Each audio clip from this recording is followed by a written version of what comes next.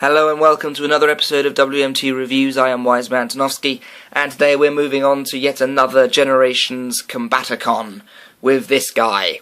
This is Transformers Generations Combaticon Vortex.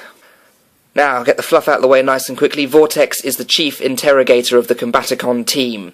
He's a sadistic nutjob.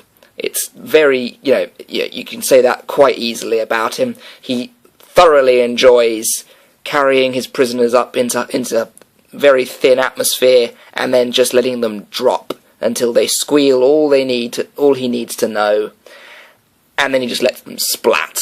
Now Vortex is, as you can see here, a Cybertronian combat helicopter.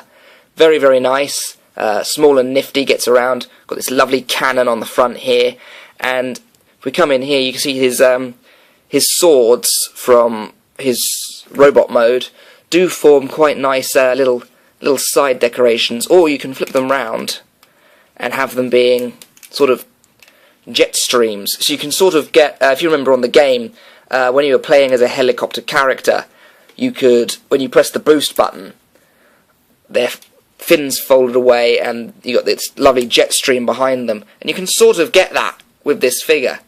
It just looks like it's soaring along super fast. But that's just me, I like it. We'll peg these off now, have a quick look at them. There you have Vortex's twin swords. They're cast in the same sort of eye-hurting yellow as Swindle's vehicular mode. But, very cool. We'll have a look at them again in a minute. Return to Vortex himself. I love the Decepticon symbol emblazoned upon his side, and this is one of the few instances where I actually like the retail release colours more than the Fall of Cybertron colours. I didn't like the sort of dirty bronze colour that Vortex came in. I meant to mention it when I had Blastoff last time as well. I don't like Blastoff's Fall of Cybertron colours either, but Vortex's colours in this mode are very, very cool. There's no camouflage here, but he doesn't need camouflage. He's a Combaticon, they're not cowards. And I love the purple and the fact that his blades can spin all the way round. It's fantastic. Now the transformation is again sort of very tug and pull, as it is with most of these guys. Break off the front here to form the legs. You better open it up and tuck this gun away, and that will form the legs there. Now come up here, pull this part off, and this is, it's very tugging and pulling at bits to see if they do what you want them to do. Form the backpack out of the back end of the helicopter mode, and then come in here, fold these up, and sort of split into the two arms. There we go. Fold out the entirety of the arm, and again on this side, clip it up, fold out the entirety of the arm. There we go, lovely jubbly. And finally come up here and flip down the obligatory head reveal.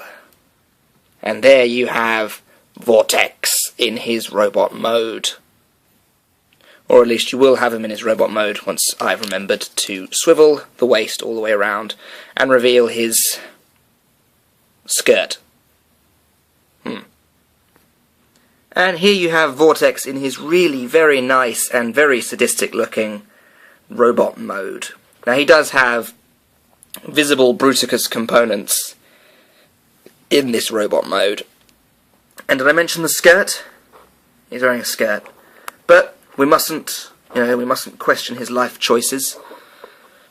As you see here, Vortex is armed with his very nice energon blades, which do make for a very, very surgical looking weapon. And so does his face, really. If we zoom in on this face, and you can see here he's got a very, very emotionless, surgical looking face. Just those two yellow eyes and that great big purple and red shield across the rest of his face. And I absolutely love that. It just adds to the sort of sadistic doctor that he must be when he's surgically operating on his victims. Now another neat gimmick of Vortex's robot mode is you can come in here, remove one of his awesome energon blades, and you create for him a second weapon, whereby he can use, if you give me a moment here, to pull him apart, he can make use of Bruticus's helicopter blade shield / circular saw for whatever mood he happens to be in at the time, if he's defending himself or if he's just hacking apart some defenceless Autobot. Now, unfortunately, Vortex has very limited posability in his head, due to the fact that he's got these shields on either side, because it becomes part of the panel that folds up. Not really much can be done about that. His shoulders are on a ball joint, can go all the way around and all the way like that. His elbows are on a rather limited ratchet joint there. Again, no posability in his hands. The waist can rotate 360. He has a swivel joint here and a ball joint at his waist itself, but it's greatly hindered by this skirt. And his knee bends here and at the top of the foot. And this whole red section down here is his foot. And it's very stable. You know, just pluck him down and that's it. He stands. That would have been really embarrassing if he just fell down just then. Overall, I think Vortex has a very frightening and surgical looking robot mode that does look very good when he's lined up alongside his Combaticon brothers. And for that, I'm going to award Vortex another 6.5 on the Ausometer, joining up at the higher end of the Ausometer list with some of his more articulate brothers, because his only real hindrance is the fact that his head doesn't move all that much, and this skirt keeps getting in the way of his legs. That's really the only problem with him. I love the colour scheme, and he's got these lovely new lines in his robot mode across his chest. It's a fantastic figure, and I absolutely love it. So that is a 6.5 on the Ausometer for Transformers Generations Vortex. Thank you very much for watching. I've been Wiseman Danofsky, and this has been WMT Reviews.